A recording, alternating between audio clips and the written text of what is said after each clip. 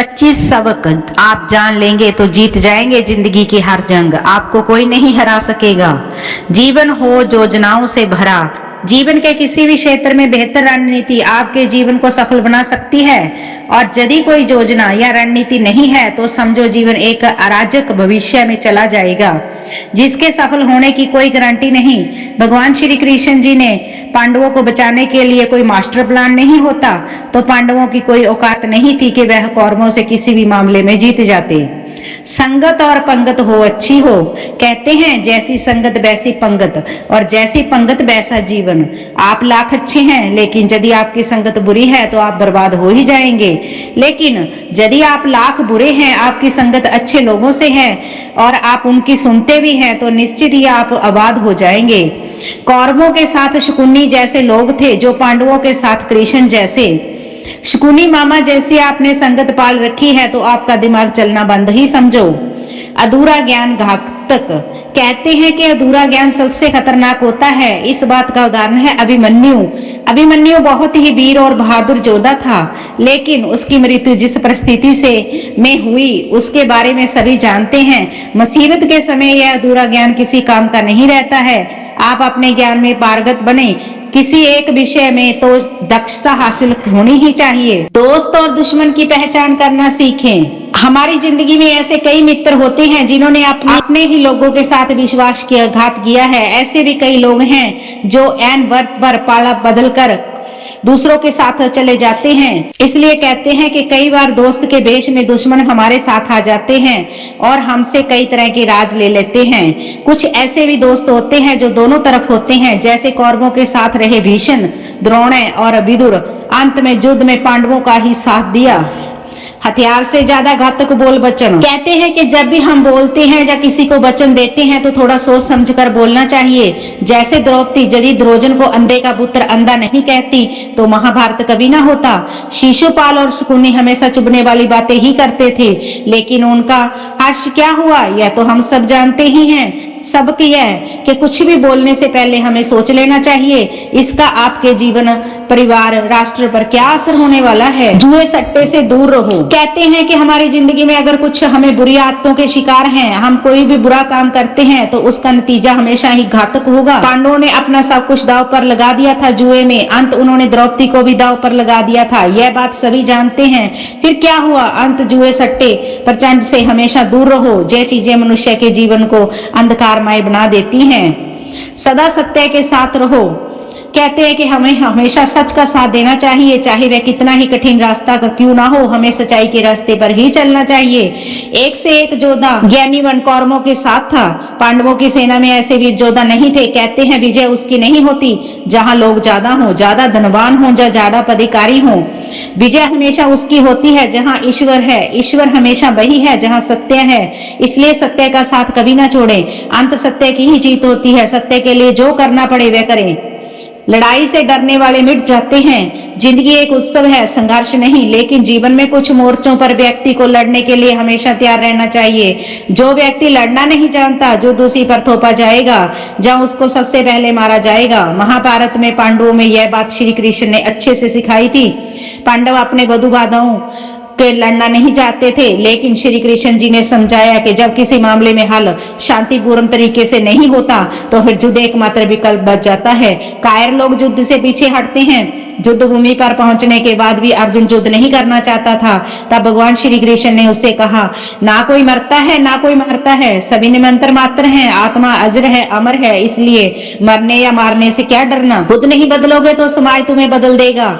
जीवन में हमेशा दानी, उदार, दयालु होने से काम नहीं चलता। महाभारत में जिस तरह कर्ण जिंदगी उतरा चढ़ाए, उससे सीख यही मिलती है कि इस क्रूर दुनिया में अपना अस्तित्व बनाए रखने के लिए कितना मुश्किल होता है। इसलिए समय के हिसाब से बदलना जरूरी होता है, लेकिन वह बदला ही उचित है जिससे सभी का हित हो। कर्ण ने खुद को बदलकर अपने जीवन के लक्ष्य तो हासिल कर लिया, लेकिन फिर भी मैं महान नहीं बन सके, क्योंकि उन्होंने अपनी शिक्षा का उपयोग समाज से बदला लेने की भावना से किया। बदले की भावना से किया गया कोई भी कार्य समाज के हित नहीं कर सकता। शिक्षा का सदुपयोग जरूरी। समाज ने एक महान योद्धा कर्ण तिरस्कृत किया था जो समाज को बहुत कुछ दे सकता था, लेकिन समाज ने उसकी कदर नहीं की क्योंकि उससे समाज को मिटाने की भावना थी।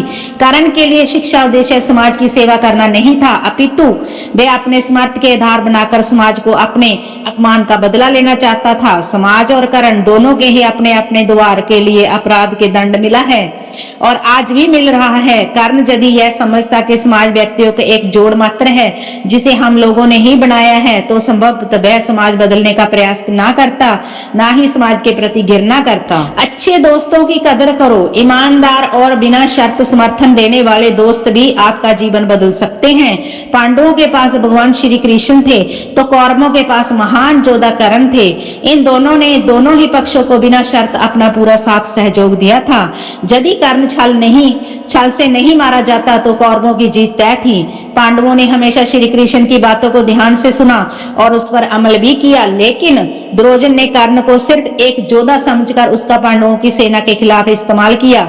यदि दुर्योधन कर्ण की बात मानकर कर्ण को घटोत्कच को मारने के लिए दबाव नहीं डालता तो इंद्र द्वारा दिया गया अमोघ अस्त्र कर्ण के पास था, उसे अर्जुन मारा जाता। भावुकता कमजोरी है। धृतराष्ट्र अपने पुत्रों को लेकर जरूरत से ज्यादा ही भावुक और अस्थिर थे। यही कारण था कि उनका एक भी पुत्र उनके वंश में नहीं रहा।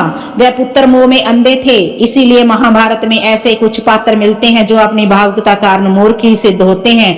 जरूरत से ज्यादा भावुकता कई बार इंसान को कमजोर बना देती है और वह सही गलत में पहचान नहीं कर पाता। महाभारत में धृतराष्ट्र के साथ जो अपने पुत्र मोह में आकर सही गलत का फर्क भूल गए। शिक्षा और योग्यता के लिए जुनूनी बनो।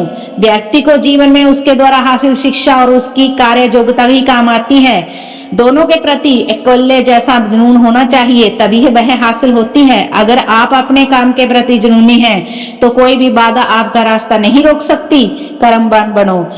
इंसान को जिंदगी जन्म मौत के बीच एक कड़ी भर है। यह जिंदगी बहुत छोटी है, कब दिन गुजर जाएंगे आपको पता भी नहीं चलेगा। इसलिए प्रत्येक दिन का भरपूर उपयोग करना चाहिए। कुछ ऐसे भी कर्म करने चाहिए जो आपके अगले जीवन की तैयारी को हो। ज्यादा से ज्यादा कार्य करो। घर के कार्यालय के अलावा ऐसे कार्य करो जिससे आपकी संतानें आपको याद रखें। गीता का यही संदेश देती है कि हर पर ऐसा कार्य कर जो जीवन को सुंदर बनाए। अहंकार और घमंड होता है तो पतन का कारण। कभी भी अहंकार मत कीजिए। समय बड़ा बलवान है। धनी ज्ञानी शक्तिशाली पांडवों ने वनवास भोगा और अति सुंदर द्रौपदी को भी उनके साथ वनों में भटकती रही। समय के खेल निराले हैं। जिस अम्बा का जीवन भीष्म के कारण बर्बाद हो गया था उसने शिखड़ी के रूप में जन्म लेकर भीष्म से बदला लिया था। महाभारत में ऐसे कई उदाहरण हैं जिनसे यह प्रेरणा मिलती है कि घमंड का पतन का कारण बनने में देर नहीं लगती। कोई संपत्ति किसी की भी नहीं होती। अधिक लालच इंसान की जिंदगी को नरक बना देता है। जो आपका नहीं है उसे नीतिपूर्वक लेने हड़पने का प्रयास ना करें। आज नहीं तो कल उसका दंड अवश्य मिलता है। भगवान श्री कृष्ण जी कहते हैं आज जो तेरा है कल वो बीता हुआ कल किसी और का था और कल आने वाला कल किसी और का हो जाएगा। अंततः संपत्ति और वस्तुओं के अस्थि मत पाल, यह तेरी मृत्यु के बाद यही रह जाएंगे। अर्जित करना है तो परिवार का प्रेम और अपन अर्जित कर जो हमेशा तेरे साथ रहेगा। ज्ञान का हो सही। शिष्य या पुत्र को ज्ञान देना माता पिता गुरु कर्तव्य है, लेकिन सिर्फ ज्ञान से कुछ हासिल नहीं होता। बिना विवेक और सिद्धि के ज्ञान अकर्म या विनाश का कारण बनता है। इसलिए ज्ञान साथ विवेक अच्छे संस्कार देने भी जरूरी हैं। हमसे ऐसे कई व्यक्ति देखे हैं तो बड़े ज्ञानी व्यक्तित्व के होते हैं या किसी जंगल धूनी रमाकर बैठे रहते हैं। उनके ज्ञान से ना तो परिवार का हित होता है और ना ही समाज का होता है। ऐसे लोगों को कहते हैं मियाँ मिट्ठू, खुद लिखे खुद ही बाचे। दंड का डर जरूरी। न्याय व्यवस्था वही कायम रख सकता है जो दंड को सही रूप से लागू करने की क्षमता रखता हो। यह चिंतन घातक है। अपराध से घृणा करो, अपराधी से नहीं। दुनिया भर की जेलों में इसके उदाहरण प्रस्तुत किए जा सकते हैं कि जिन अपराधियों ने सुधारने की दृष्टि से पूर्णवास कार्यक्रम चलाए गए उन्होंने समाज में जाकर फिर अपराध को अंजाम दिया था। अपराधी को हर हाल में दंड मिलना ही चाहिए। यदि उसे दंड नहीं मिलेगा तो समाज और अपराधी पैदा होंगे। फिर इस तरह संपूर्ण समाज अपराधियों का समाज बन जाएगा। युधिष्ठिर के अहिंसा में उनके विश्वास देखते हुए युद्ध बाद भीष्म ने उन्होंने उपदेश देना पड़ा कि राजधर्म में हमेशा दंड की जरूरत होती है, क्योंकि प्रत्येक समाज में अपराधी तो होंगे। दंड ना देना सबसे बड़ा अपराध है। न्याय की रक्षा जरूरी। न्याय हमेशा उन लोगों के साथ होता है जो शक्तिशाली हैं, जो न्याय पाने के लिए प्राणपण उत्सुक हैं, जिन्होंने अपने लिए न्याय मांगा है। उनके साथ ईश्वर न्याय भी करता है। मांगोगे तो नहीं मिलेगा, फिर भी नहीं, यह प्रकृति का नियम है। गुरु द्रोणाचार्य ने कर्म और अन्याय किया था, लेकिन आज दुनिया में अर्जुन को सर्वश्रेष्ठ धनुर्धर नहीं मानती, क्योंकि कर्ण कल्य ने हमेशा न्याय मांग की और अंत में आज दुनिया उन्हें सर्वश्रेष्ठ धनुर्धर मानती है। महाभारत हमें सिखाती है कि न्याय की रक्षा करना कितना जरूरी है, लेकिन यह भी एक कटु सत्य है कि न्याय सिर्फ शक्तिशाली लोगों के साथ ही है। छिपे हुए को जानने का ज्ञान जरूरी। यह जगत जहाँ व्यक्ति जैसा है वैसा कभी दिखाई नहीं देता, अर्थात लोग जैसे दिखते हैं वैसे नहीं होते। महाभारत का हर पात्र एक ऐसा रहस्यमय है। जी छिपे हुए को जानना व्यक्ति के लक्ष्य होना चाहिए, क्योंकि ज्ञान ही व्यक्ति को बचाता है।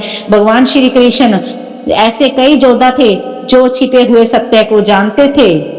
सफर करने में होती है बरकत। एक स्थान से दूसरे स्थान पर जाना, एक स्थान को छोड़कर दूसरे स्थान पर रहने के लाभ मिलता है। पांडवों ने हस्तिनापुर को छोड़कर 2 बार जंगल में रहना पड़ा। अंत में उन्होंने सब खंडप्रस्थ मिला तो वह वहां चले गए। इसी तरह भगवान श्री कृष्ण को भी कई बार मथुरा को छोड़कर जाना पड़ा। अंत में द्वारिका में बस गए। कई बार लोगों का व्यापार या नौकरी एक दूसरे शहर में देश में जाना ही होता है।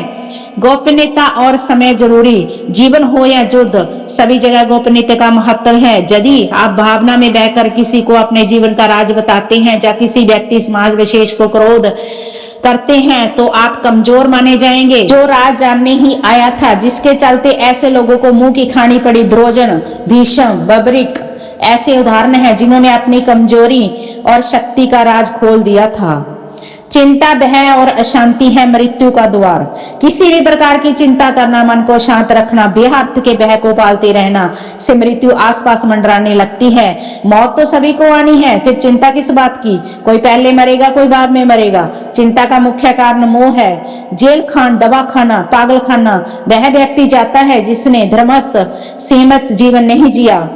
महत्वाकांक्षी है जो जिसने धन और शक्ति के आधार पर रिश्ते बना रखे हैं, या जिसने अपनी संपत्ति सुख सुरक्षा की चिंता है। महाभारत को पढ़ने से हमें यही शिक्षा मिलती है कि जीवन में सबसे बड़ी दौलत, चिंता मुक्त जीवन ही सबसे बड़ी दौलत है। इंद्रियां कभी तृप्त नहीं होती। जो इंद्रियों को वश में है उसका पतन निश्चित है। बहुत से लोग आजकल किसी न किसी प्रकार की आदत नशे के गुलाम हैं। ऐसे लोग धीरे धीरे क्षण का कारण होते हैं। इंद्रिय समस्त आता है संकल्प से। महाभारत का एक पात्र संकल्प से बंधा हुआ था।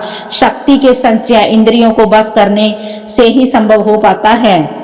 राजा या योद्धा को नहीं करना चाहिए परिणाम की चिंता। कहते हैं कि जो युद्ध या राजयुद्ध परिणाम की चिंता करता है वह अपने जीवन राज्य को खतरे में डाल देता है। परिणाम की चिंता करने वाला कभी भी साहसपूर्वक निर्णय नहीं ले सकता और ना ही युद्ध कर पाता है। जीवन में किसी भी मोड़ पर निर्णय हमारा भविष्य तय करता है। एक बार निर्णय ले लेने के बाद फिर बदलने का अर्थ यह है कि अपने अच्छे से सोचकर निर्णय नहीं लिया, आपसे निर्णय लेने में क्षमता रह गई है। आज की वीडियो में बस इतना ही। अगर आपको हमारे द्वारा दी गई जानकारी अच्छी लगी हो तो प्लीज वीडियो को लाइक और चैनल को सब्सक्राइब कर दें। मिलते हैं अगली वीडियो में। खुश रहो, मस्त रहो।